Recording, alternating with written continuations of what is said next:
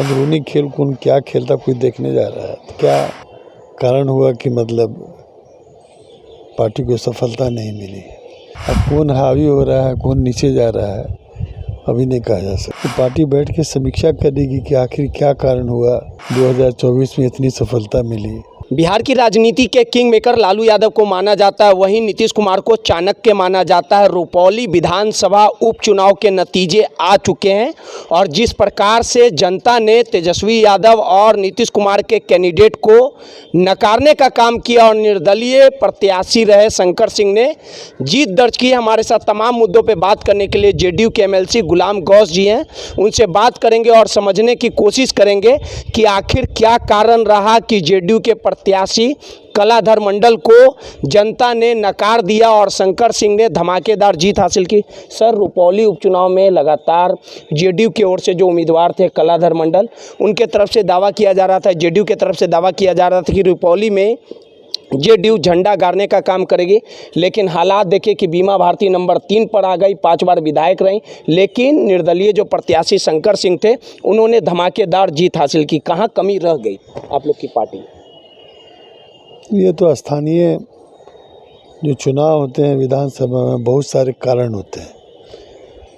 अभी तो पार्टी बैठ के समीक्षा करेगी, देखेगी क्या कारण हुआ कि मतलब पार्टी को सफलता नहीं मिली। ये तो समीक्षा का विषय है। लेकिन जिस प्रकार से 2024 के नतीजे कुछ महीने पूर्व आए और जो सीट खाली हुई थी, बीमा भारती लगातार 5 बार से आप ही के पार्टी से चुनाव लड़ती थी और धमाकेदार जीत हासिल करती थी। कलाधर मंडल को जिताने के लिए लगातार प्रत्येक पार्टी के जो मंत्री हो, नीतीश कुमार हो, कैंपेनिंग कर रहे थे, लेकिन बीमा भारती इस बार आरजेडी कोटे से कहीं ना कहीं चुनाव लड़ने का काम किया, लेकिन नंबर 3 की हो गई। तो कहीं ना कहीं नीतीश कुमार ने लोकसभा चुनाव में अच्छे नतीजे लाए थे, जनता का समर्थन मिला था और ये आकलन किया जा रहा था आप लोग की ओर से कि रुपौली में जेडीयू धमाकेदार जीत हासिल करेगी। कहाँ दिक्कत हो गई, जनता क्यों नकार दी? आखिर कैंडिडेट अच्छे नहीं थे क्या? मैंने तो कहा ना कि पार्टी बैठ के समीक्षा करेगी कि आखिर क्या कारण हुआ 2024 में इतनी सफलता मिली और जो अब चुनाव हुआ उपचुनाव उसमें सफलता प्राप्त नहीं हुआ। ये समीक्षा करेगी बैठ के, पार्टी देखेगी। लेकिन एक बात और है, जिस प्रकार से कई राज्यों में देश में उपचुनाव हुए, कांग्रेस ने कहीं ना कहीं अच्छा प्रदर्शन दिखाने का काम किया है और जिस प्रकार से लोकसभा चुनाव में कांग्रेस की सीटें भी बढ़ी थी, तो सीधे तौर पे माना जाए कि कहीं ना कहीं कांग्रेस लगातार हावी दिख रही है देश में। अच्छा प्रदर्शन लोकसभा में भी, अब उपचुनाव में भी।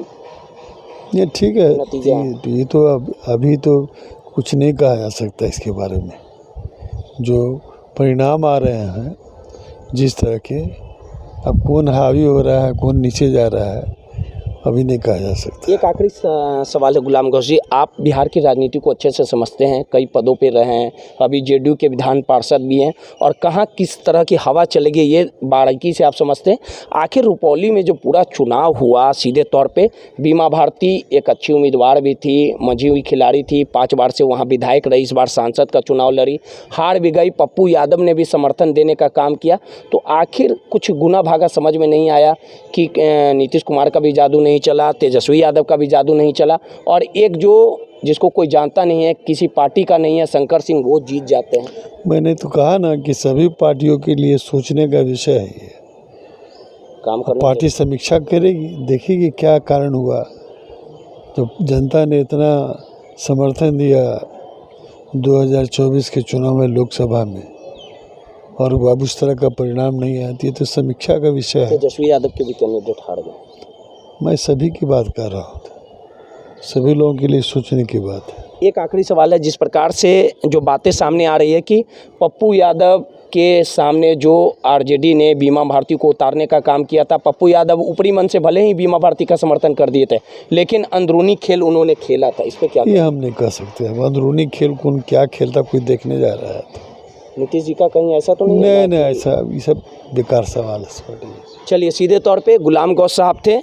जिस प्रकार से कलाधर मंडल की करारी हार हुई है और निर्दलीय प्रत्याशी शंकर सिंह ने जो जीत हासिल की है वो कहीं ना कहीं काबिले तारीफ़ है। पार्टी जेडीयू पार्टी इसकी समीक्षा करेगी और 2024 में जो लोकसभा चुनाव में नीतीश कुमार ने अच्छा प्रदर्शन दिखाया था, आखिर क्या कारण रहा कि कहीं ना कहीं जेडीयू और आरजेडी के जो उम्मीदवार हैं उनकी करारी हार हुई, ये समीक्षा की जाएगी और तमाम चीज़ों को कहीं ना कहीं पार्टी फोरम पर रखा जाएगा और जिस कारण भी हार हुई है उसको फ्रंट पे रख के आने वाले चुनाव में इन समस्याओं को दूर किया जाएगा। रोहित, दर्श न्यूज़, पटना।